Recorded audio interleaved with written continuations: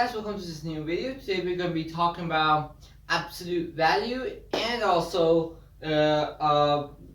this will be our second part, and our third and final part will be about division and what is the fastest way to divide. Now, absolute value. Now, I forgot to draw this, but I'm going to draw up. No, I'm going to draw it here.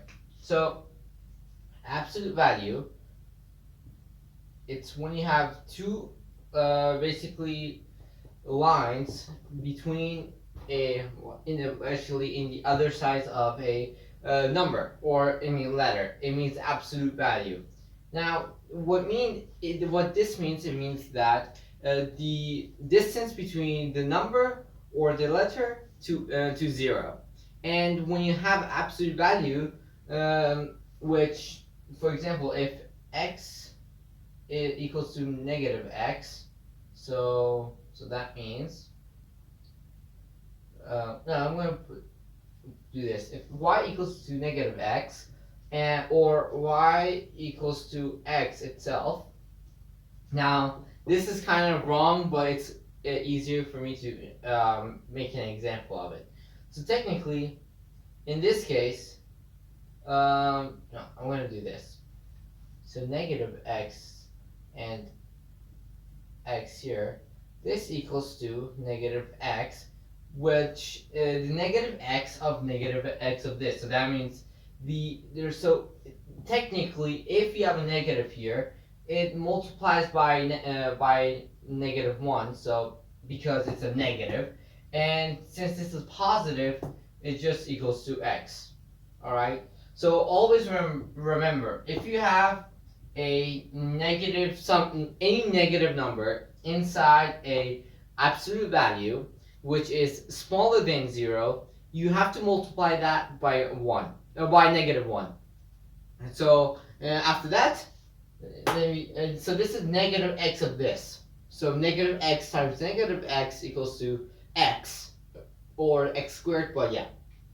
Now, before I answer these, I have to make some adjustments. Now, now this is, I should say this in our radical course, but I need to say this right now. When you have a square foot of x squared, which like that, there's only two answers you can have. So that means the answer could be negative x. This is impossible, but if it's negative x times negative x, this is what equals to this. So the radical 2, no, not radical 2, sorry, radical x squared. So in this case, there's only way you can answer this is you have a absolute value of x, and then which equals to x. Okay, so that's how you answer these. Now, this is the reason why we have to answer. You can have a two negative number times themselves, then you have a positive number. But since we can't have a negative number under any radical, well, radical if it's a square foot. Since we can't have a square foot radical, which is negative, you get what I mean. So because of that, we need to have absolute value, because it doesn't work if you have a negative number under here. I mean, yes, there's two ways that this could work. It could be negative x times negative x, or x times x. There's two ways, but since no square foot can have a negative number, so this is technically the right answer. But even though this isn't wrong, theoretically this isn't wrong, but because it's a square foot, it's wrong. Okay, so this is the right answer, and when you're writing any answers or doing any operations, you have to do it this way. You have to have absolute value after it. Okay, don't write this. Don't just write x, because your teacher gonna make it gonna just decrease your mark if you don't put the absolute value here. Okay, so now this is square foot. Now I need to talk about cubed foot. No, how do you say cubed foot? I don't know, but it's cubed. So now we have radical x cubed. Okay, so now this you don't need a square foot. No, for this you don't need a absolute value because there's two ways that this can go. Number one, you can have this.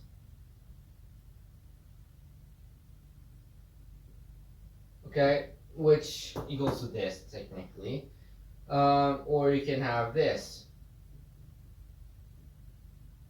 Okay, so there's two types of answers, and if you want to find out the third, basically, it can be basically. So on what I'm trying to say is that you can have negative under a cubed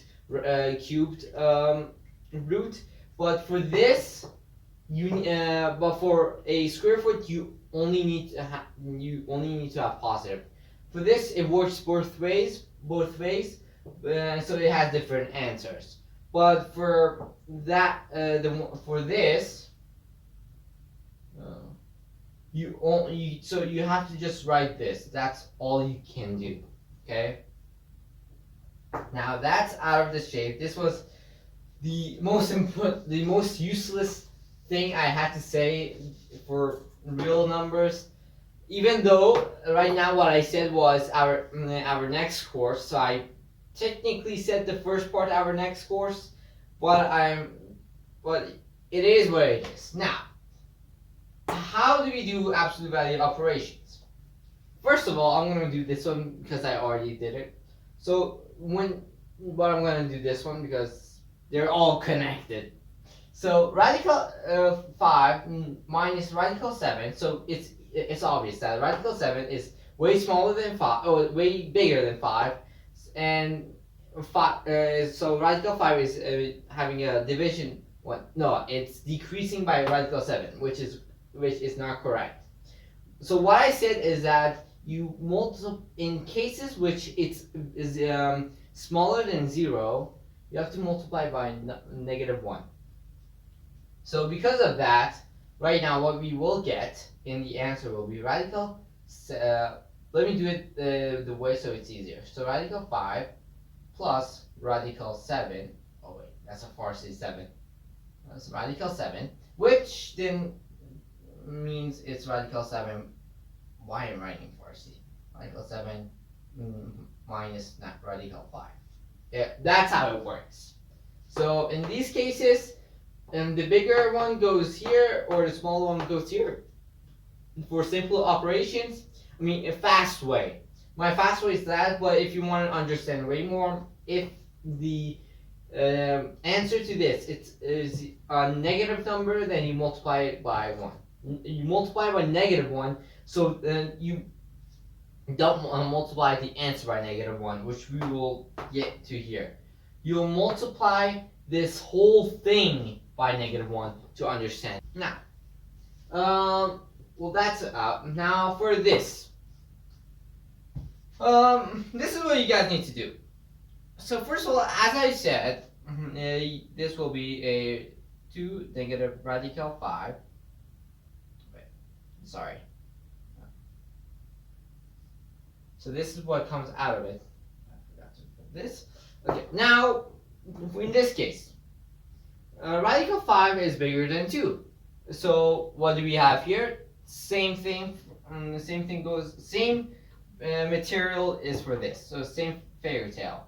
So it's radical 5 negative -2. Okay, that's how the absolute value of this works. Now these are the tricky parts. If you have two absolute values, separate absolute values, you do not just add them together. This isn't algebra.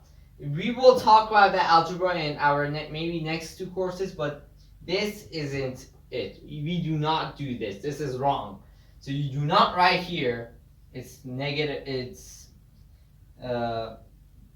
so This is wrong. Okay? What you need to do is that right now, absolute value of negative 8 is 8, and yeah, and plus absolute value of 3, which is 3, which equals to 11. Okay, so this whole thing equals to 11. Now, here, if they're in the same one, you can do any operations in them. So this will be negative 5, which then proceeds to be a with a absolute value which equals to 5. So in this case, this one's bigger. Yeah, that's how it works. Whew. Yeah, I hope you guys. Yeah, well, before that, yeah, that's everything I need to say about absolute value. I don't think there's much left. Yeah, so I hope you guys enjoyed this video. Please make sure you share and subscribe, and make sure you're around for our final part of basically real numbers course. And after real numbers, we'll be tackling what should be. I think it's safe to say we will be facing basically the powers and radicals after this. So yeah, I hope you guys enjoyed this video. Please make sure you share and subscribe. And see you later, alligators, guys. Bye bye, guys.